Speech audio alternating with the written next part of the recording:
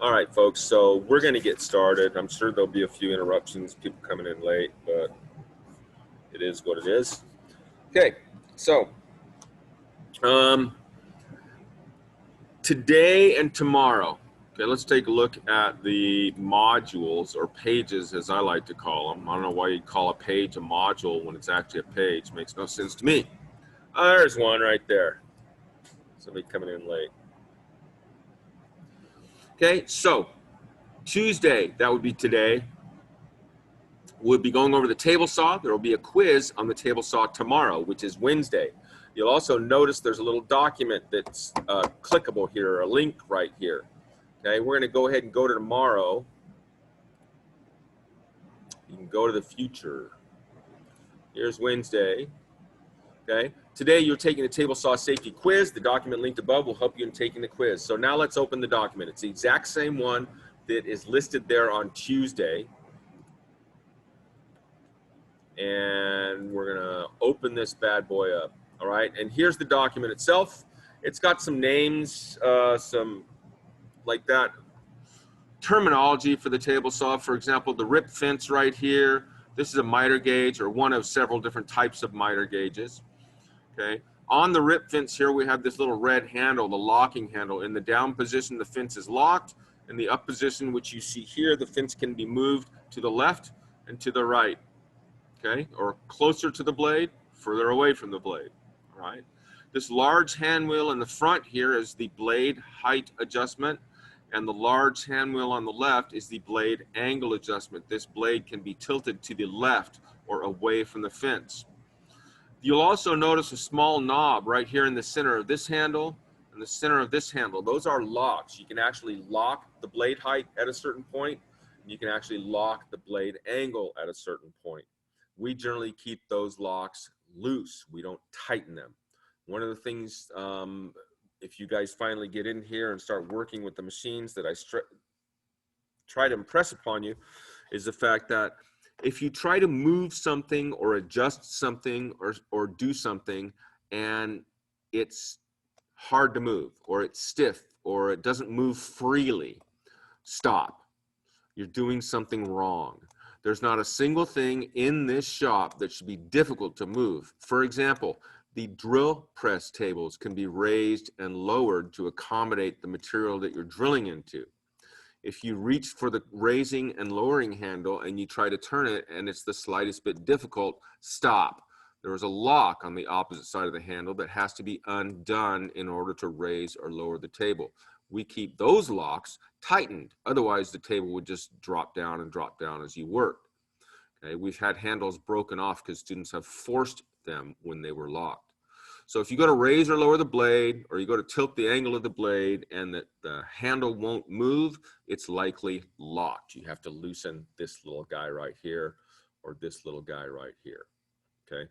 You also notice this big red stop switch. Okay. It is large and red for a reason, and we're going to talk about that today as well.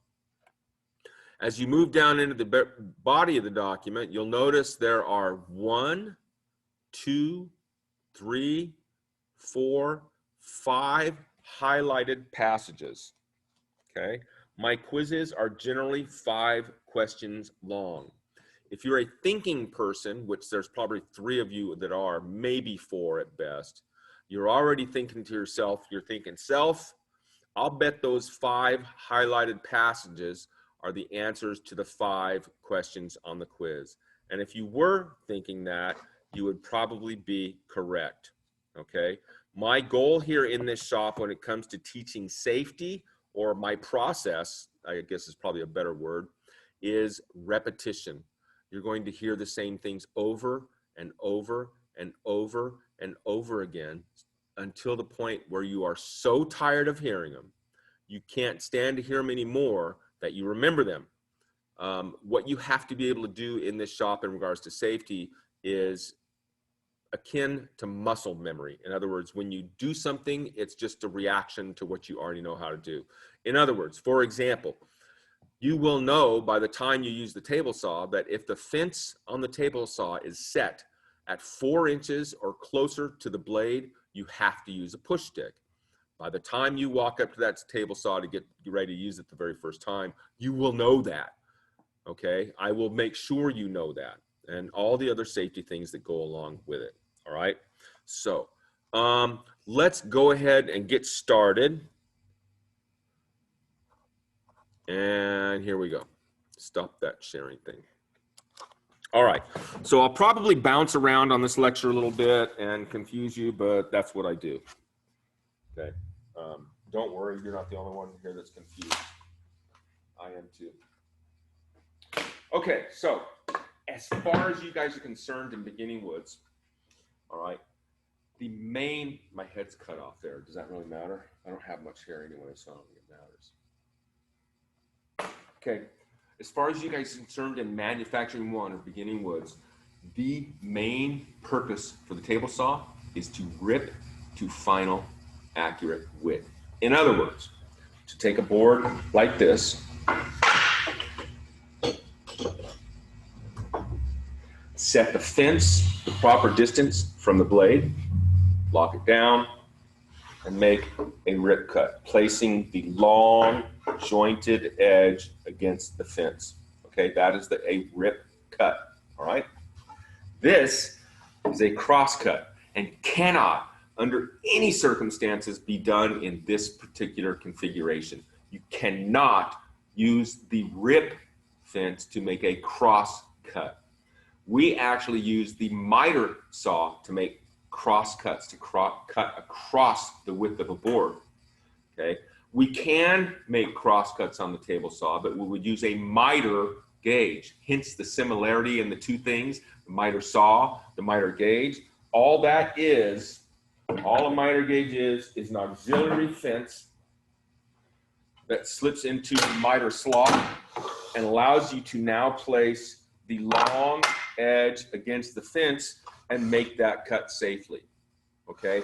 You would not try to do this, okay? That would be literally impossible, okay? So why would you try to do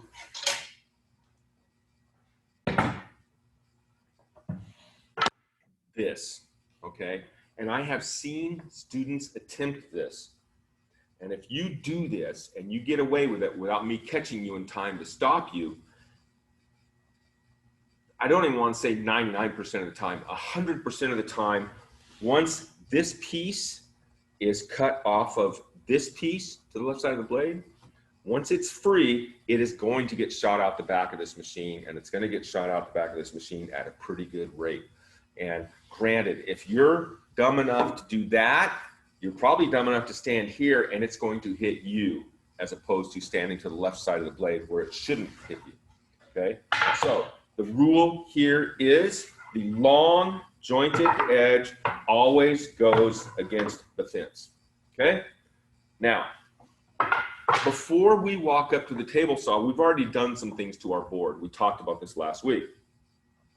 We've thicknessed it using the jointer and the planer. Basically, we've created two very nice, flat, parallel faces. This face should be parallel to this face, okay? It should be a consistent thickness. In other words, if your plans are asking you to get a board down to 3/4 of an inch thick, the board should be 3/4 of an inch thick no matter where you measure it, okay? Because you've used the jointer to flatten one face and you've used the planer to flatten the second face and make it parallel to the first face and get it down to 3/4 of an inch thick.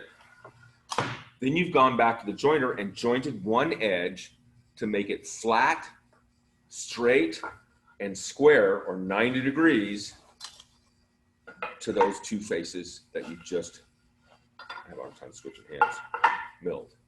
Okay, so what we have is a situation where we have a known entity, a perfect face. We have a second known entity, another perfect face, and we have a third in a perfect edge. Okay, so we know for a fact we've got 1, 2, 3 things that are correct, that they're the way we want them. We also have a situation where we know for a fact that this fence is perfectly flat, perfectly straight, and is 90 degrees to the table, okay? We also know when set up properly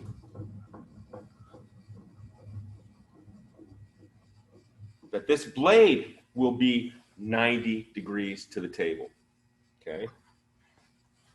So here's the situation. That needs lubrication.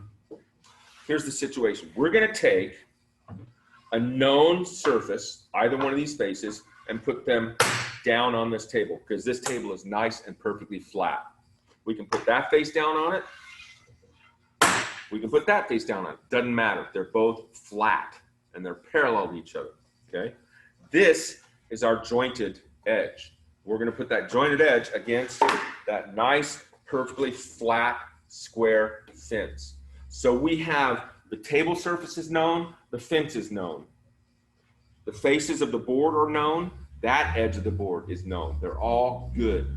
We're gonna use the blade on the table saw to get that second edge parallel to the first one, to get it 90 degrees to these two good faces, and to create the width that the plans call for, okay? That's really all a rip cut is.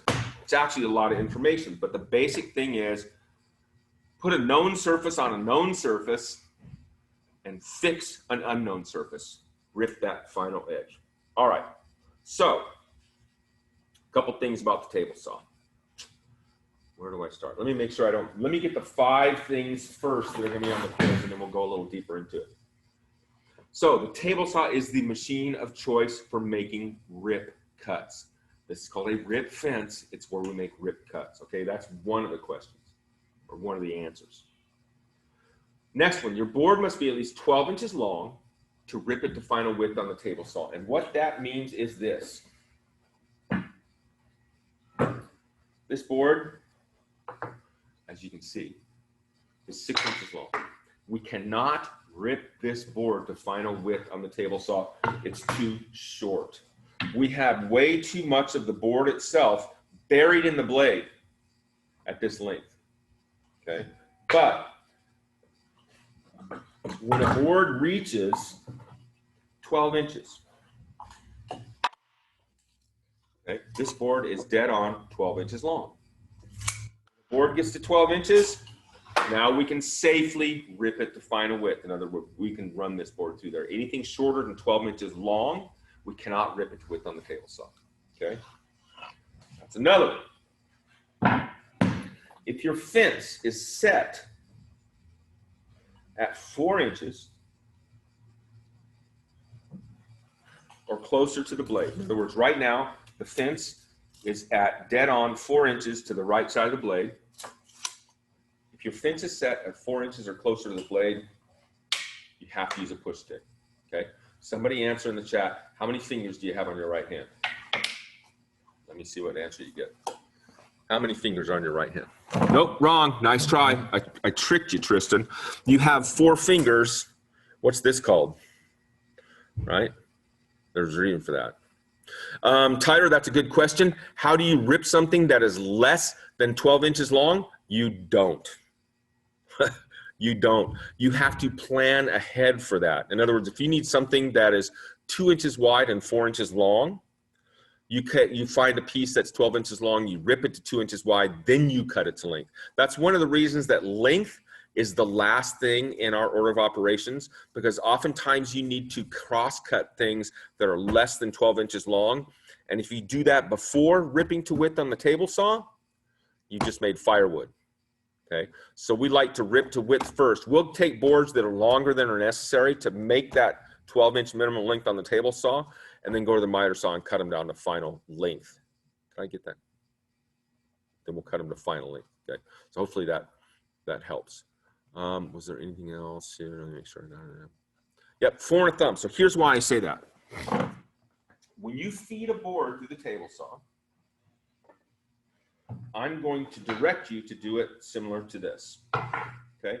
As you put a board through, your left hand's got a really specific job. The job your left hand has is to keep the board tight against the fence. You do not want it doing this or this as you're feeding into the blade. This left hand's gonna push it tight against the fence.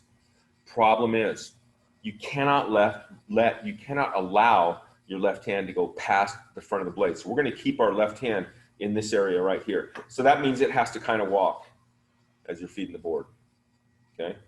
Your right hand is going to support the back of the board if it's really long like this. Not like this. Don't do it like this. You're going to end up nosing the board up. Just palm up, just like that. So as you feed the board in, once you get about right here, you can't fit your hand under here. It won't fit. So we're just going to take it and we're going to hook our thumb over the back like that. It's going to do us no good to put our hand like this on the face of the board. You can't control it. If something starts to happen to that board and it starts to get pushed back at you, you can't stop it with your hand like this. With your thumb hooked over the back, you can. So that means we have 4 fingertips in contact with the board as we're going through. We've got our thumb hooked over the back and our fingertips on the face, all right? So at 4 inches or closer, it's just too tight to get those 4 fingers through there. Now that doesn't mean you can't use a push pad at 6 inches or 7 inches or 8 inches. You can. You can use a push pad however you like on this machine. The only thing is, at 4 inches or closer to the blade, you have to use a push stick or a pad, whichever works best, okay? So that's kind of a have to. Next on the list, always place the long jointed edge of your material against the fence when ripping. A flat face must be down as well. Placing the long edge of a piece of material against a fence, against the ripped fence, is the definition of a ripping operation. When we rip, we're changing the width of a board. We're cutting along its length to change its width. When we cross cut, we're cutting across its width to change its length. Now that you're sufficiently confused, just remember, this is called a rip fence, and the long edge has to go against it. The long jointed edge has to go against a rip fence. Now let's talk about fences in here for just a second. Table saw has a rip fence, okay? The joiner has a fence. Miter saw has a fence. Our panel saw has a fence. Our panel router has a fence. Our router tables have a fence. Our dado saw has a fence. Even some of our band saws we use fences on from time to time. Anytime you're using a fence, table saw, miter saw, dado saw, joiner, panel saw, panel router, the long edge will always be against the fence. You cannot do this, okay? We can actually cross cut on the table saw. It's a piece of cake, no problem. The miter saw generally is where we cross cut to final length. It's the quickest and easiest way to do it, okay? But we can cut to length on the table saw using, what do you think this is called? If the miter saw is where we cross cut, could you think of a good, useful name for this thing right here? All it is an auxiliary fence that allows you to place the long edge against it. This is called a miter gauge. Over there's the miter saw. This is the miter gauge. They're both used for cross cuts. This just allows you to put the long edge against this auxiliary fence and make a cross cut. Okay? That's all it's for. We don't use it that much. We have a miter saw. We use it more on the dado saw than we do here for certain things. Okay.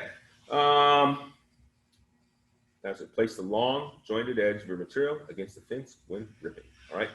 Next, it is your responsibility to make sure each machine is adjusted properly before you use it.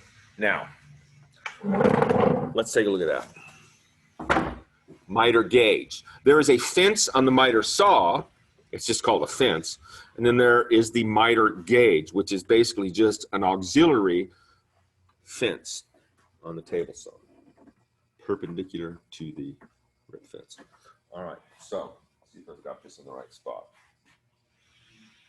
All right, so here we go. I've got a thing here I'm going to point with.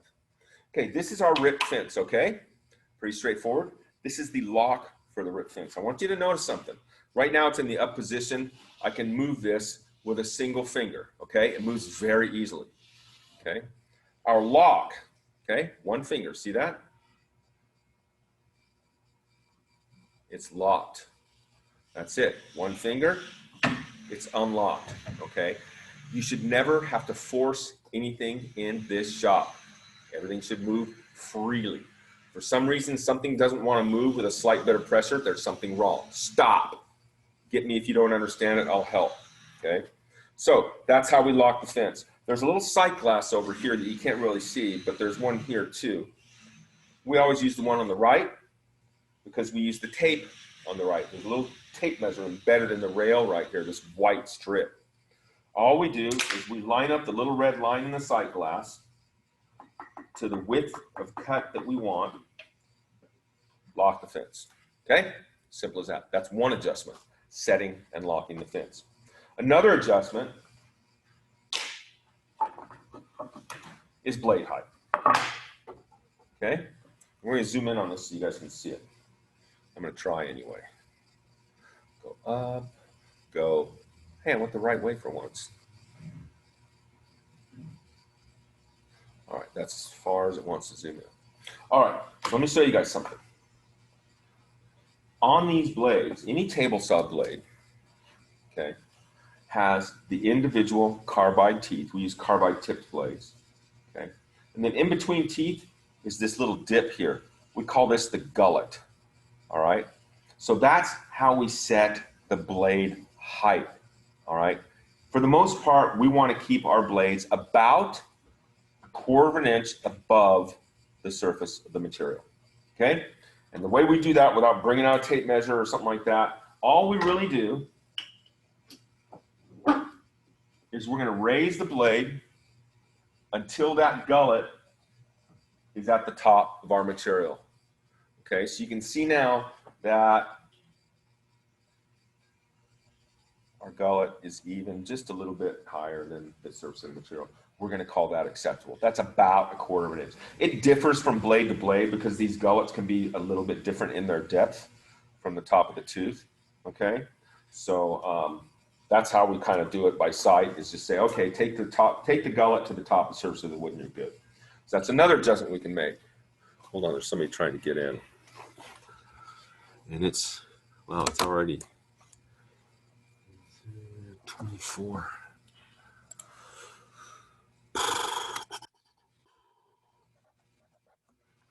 Okay, another adjustment we can make.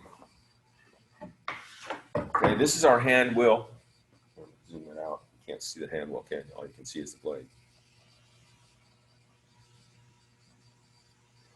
Okay, so this is our hand wheel in the front where we change the blade height.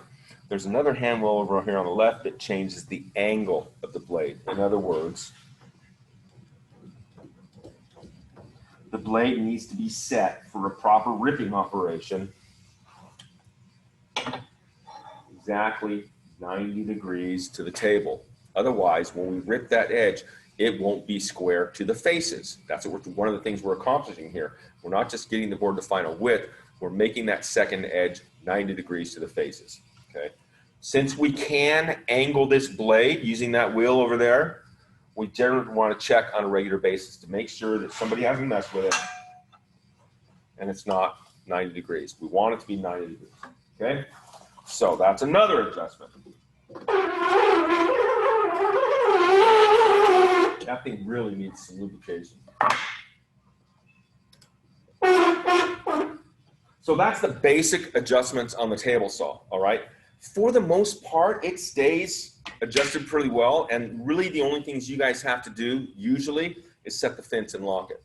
You generally don't have to change the blade height. For beginning woods projects, most of our material runs 3/4 of an inch thick, okay? For you guys will not be doing any cuts on this machine that require the blade to be angled. So for the most part, you guys are just using it for a basic ripping operation. So all you're really going to have to do is set the fence. Okay, that's all you have to do. So the act of ripping in and of itself, let me talk a little bit about that. We're going to come over here. We're going to mosey over here. See, that's moseying. If you haven't moseyed before, that's what it feels like. All right, I'm going to zoom in on this a little bit, because I want you guys to see something. That's too much. Why'd you do that? One of the reasons we want a nice, flat, jointed edge against the fence is because we want the board to feed straight through the blade without any motion of towards or away from the fence. So if you look at this particular board right here, okay, you can actually see that it's not tight to the fence. Okay, there's a gap. And what happens when you have a gap, depending on the shape of the edge of the board, it can do this. If I push the front edge of the board tight against the fence, look what happens to the back. If I push the back tight against the fence, look what happens to the front. In other words, this is rocking on the fence. The wide point's right around here somewhere. You can actually see it's rocking on the fence. If it's doing that now, then when you're feeding the board through it, it's gonna rock as it goes through. Are you gonna get a straight edge? No, it's impossible. You can't. So what we want is a nice, perfectly flat edge that makes it so that there are no gaps between the edge of the board and the fence itself. When I run this board all the way, you can see the front edge, right? This is the leading edge of the board right here.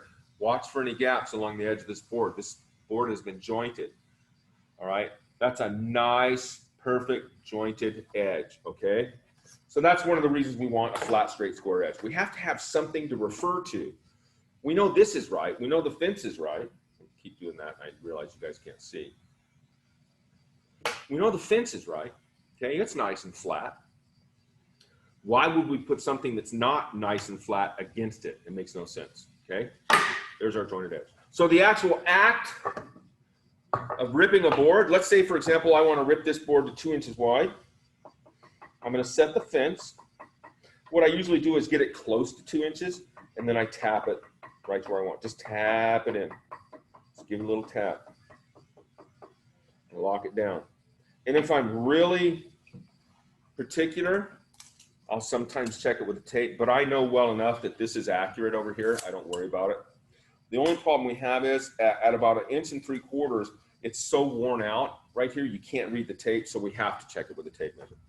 Okay, so I'm gonna stand to the left of the blade. I never wanna stand in the path of kickback, and if a board's gonna kick back, it's gonna kick back from between the blade and the fence. Anything that comes off the left side of the blade is literally the most it's gonna do is just come back and fall at your feet. It doesn't come off with any force. The only place a board's going to come out of this machine with any force is going to come from between the blade and the fence. In other words, something is getting stuck between something that's not moving and something that is moving. And that's a recipe for something getting thrown, okay? So I'm going to stand to the left of the blade, all right? I've got my knee near this big red switch. I didn't show you guys that. And I got to show you guys that. That's important. The on-off setup on this, because it's changed over the years with table saws. This is important to note. All right, here's the on switch right here. Okay, and if you can see, there's a little green light right here. I don't know if you can see it green or not, but next to it, there's a light that's not lit up. I'm going to touch the blade, and I want you to watch that light. See it flashing red? I take my finger off. A couple seconds later, it turns off. Touch it again, flashing red. That's the basis of this machine. It's called a saw stop. It's got a computer built into it that senses when there's contact between human skin and that blade, okay? In other words, if any part of your body comes in contact with that blade while it's moving, okay, it will shut this machine down so quick that the worst thing you have to worry about is a Band-Aid, okay? That doesn't mean that you take it for granted that that's always gonna work. If you've ever seen a car broken down on the side of the road, it's a machine, just like a table saw, they break down. So I would not trust this with my fingers. I'm gonna use all my safety practices on top of this, and this is just kind of a fail-safe type of thing. But what's really nice about these new machines nowadays, they didn't used to have this. It used to be a little bitty switch just like this. This is the main power switch. We leave it on all the time. This is the start-stop switch, this big paddle. Years ago, it was just a little switch like this, and it was placed like right here in the middle of the machine. So that if something happened and your board started binding up or something was going wrong with the cut and you needed to shut it down before you were finished with your cut, that means you have to leave your hand on the board. You've got to bend over and look down, reach around and find that switch. You don't have to do that anymore. I teach all of my students to shut this machine down with their left leg, okay? They place this switch in such a location that you're standing to the left of the blade. When you're standing to the left of the blade and close to the machine, it's right there where your left knee is, okay? So that if you get in the middle of a cut and there's a problem, and maybe the board's binding up or something's going on, or you're freaking out or whatever, what you don't want to do is give up control of the board. You don't want to take your hand off the board. You want to keep your hand on the board. If you take your hand off, you're in trouble, okay? Leave your hand on it. You don't even have to look for the switch. If you're standing in the right place, all you got to do is move your left leg and it's going to shut off, okay? So there's my story of the switch. I love those switches, man. They're great. They should have them on every machine. They should have a kill switch like that on every single machine. And they don't, which is disappointing. All right, the actual act of ripping a board to width. Like I said, your left hand has a really important job. Keep it tight to the fence. Tight to the fence, okay? Although your left hand cannot go past the front of the blade, you'll pinch it. So you're gonna have to walk it up through the blade like this. Once your board gets to about right here, your right hand's not gonna fit, okay? You're keeping your right hand underneath the board till you get to about here. Once you get about there, you're gonna flip your hand over and you're gonna hook your thumb over the back of the board, and your fingertips are gonna be in the face of the board. It's going to give you zero control having your hand placed on the face of a board like this as it goes through the machine. You've gotta have something hooked over the back. That's why our new push pads have these little, they got these little hooky things. That's the technical term for them, hooky things on the back here, so that they flip up if you're just keeping it on the face of a board. But if you're doing this, they hook on, I didn't do that very well where you can see it. It's hard to tell. They hook onto the back of the board. That's like having your thumb there, okay? And that's why our push sticks also are shaped like this, because you're hooking it over the back of the board. It's not gonna do any good to push it through with your push stick like this. It's just gonna slide on the surface. So we're ready to go. I'm set at 2 inches to rip to 2 inches wide, which means I have to have a push stick here because I'm less than 4 inches, all right? I start my machine, I'm standing to the left of the blade, I'm standing close to the machine. It's not gonna do me any good to stand way back here. I'll never get the board all the way through the blade. Okay, so I stand right up next to the machine. My left hand keeps it tight to the fence. I just accidentally bumped it with my knee. That's actually kind of cool. That's the first time it's happened today. This will happen to you, okay? You will be standing here cutting a board and all of a sudden the machine will shut down. You go, what the heck just happened? All that means is that you're standing in the proper place. That means you're standing close to the machine and your leg is right there at the kill switch. All you did was accidentally bump that kill switch. It just takes the tiniest little touch to shut it off. So if that happens in the middle of a board, just wait till it comes to a stop, pull your board off, and then we'll make the cut again. It just means you're standing in the right spot. So here we go. Feed it in nice and smooth. Let the machine do the work. I'm going to get about right here. I'm going to grab my push stick all the way through. Okay? We must wait until that blade comes to a complete stop before we try and get any scraps out of the way. That goes for every machine in here. Band saws, miter saw, anything in here. We wait till the blade comes to a complete stop before we clear any scraps. Okay? So let me see. What else am I? Yes, that is a saw stop. That's exactly what it is. Okay? This late. What do you mean this late? 4 and a thumb. This late. I'm not sure what you mean. Yes, that's a saw stop. Let me see what else is on this little thing. So if you're doing a board wider than 4, it's basically the same thing.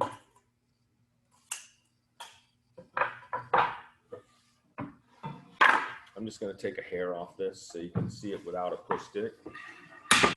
You want to keep your outfeed table, which is this big white table, clear, especially when you're doing longer boards. Same thing. Run it just like we normally would. Hook my thumb over the back. And off the table just like that. Okay? Piece of cake. Easy peasy, right? All right, let me see what else is on this sheet that I can talk about. Okay, here's a good one. We can crosscut on this machine, right? We talked about that. We have the capability to do it. In fact, if you just had enough money for a table saw and not a miter saw, you'd be very thankful that you can crosscut on it. But we cannot crosscut using the lift tool. We have to crosscut using a miter gauge, right? All right.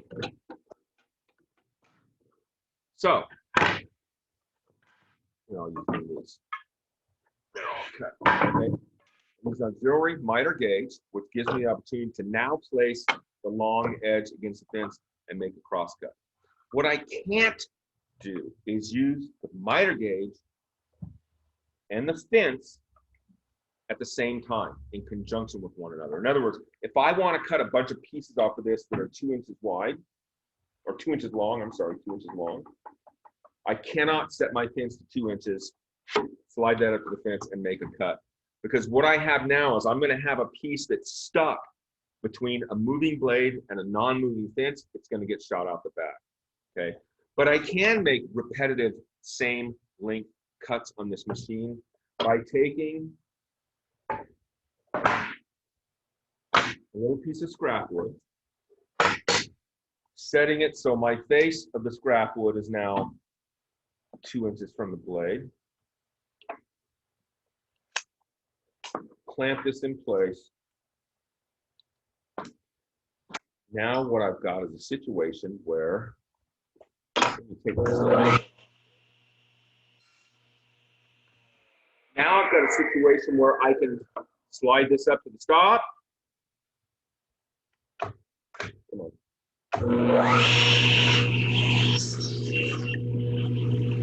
Now my piece is not stuck between something that's moving and not moving. There's a gap there, okay? It's got room here to breathe. I can do that all day long. Slide it up.